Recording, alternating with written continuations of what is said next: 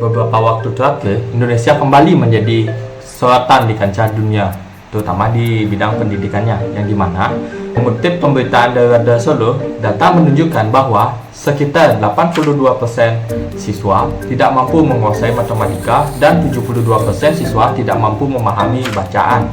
Temuan ini bukanlah hal yang biasa, melainkan ini menandakan kondisi yang serius terhadap pendidikan di Indonesia. Ini menandakan bahwa sebagian besar siswa kita masih belum menguasai kemampuan dasar yang seharusnya menjadi fondasi belajar. Menteri Pendidikan Dasar dan Menengah, Abdul Muti, menyebutkan bahwa kondisi ini sebagai schooling without learning, yang dimana siswa hanya datang ke sekolah dan mengikuti pembelajaran, namun mereka tidak benar-benar memahami apa yang mereka sedang pelajari. Jika sebagian besar siswa Indonesia mengalami kesulitan dalam hal bacaan dan matematika, maka masalahnya bukan hanya dari satu atau dua siswa, melainkan masalahnya ada pada sistem pembelajaran. Selama ini, kita menganggap bahwa rendahnya hasil belajar siswa disebabkan oleh kurikulum yang terus berubah.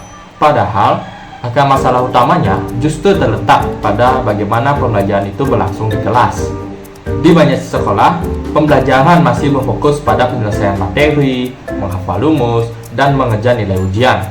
Dalam teori pendidikan, pola belajar ini disebut sebagai surface learning atau pembelajaran dangkal, yang dimana siswa diajarkan apa saja yang mereka harus hafal, bukan mengapa dan bagaimana suatu konsep tersebut bekerja. Akibatnya, siswa mungkin saja bisa menjawab soal yang sama persis, namun mereka akan kebingungan jika kita ubah sedikit atau kita persulit soal tersebut. Jika akar masalah pendidikan ada pada cara belajar yang dangkal, maka solusinya tidak hanya cukup dengan menambah jam pembelajarannya atau mengganti kurikulum di atas kertas. Solusinya harus menyentuh cara belajar itu sendiri. Permendikbud Nomor 13 Tahun 2025 menegaskan arah baru pendidikan Indonesia melalui penguatan kurikulum dalam pembelajaran mendalam.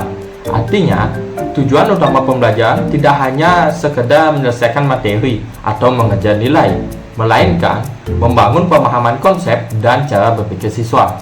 Dalam matematika, siswa diajak memahami mengapa suatu konsep bekerja, bukan hanya bagaimana cara menggunakannya. Pembelajaran mendalam juga menuntut perubahan guru. Guru tidak lagi sebagai penyampai materi, tetapi sebagai fasilitator yang membimbing proses berpikir siswa.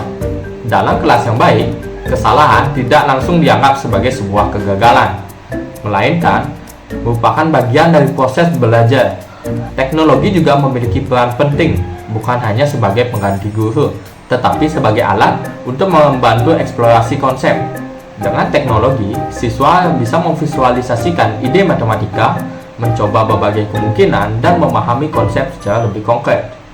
Negara seperti China, Singapura telah membuktikan bahwa pembelajaran yang menekankan pemahaman secara mendalam mampu meningkatkan kualitas pendidikan secara signifikan.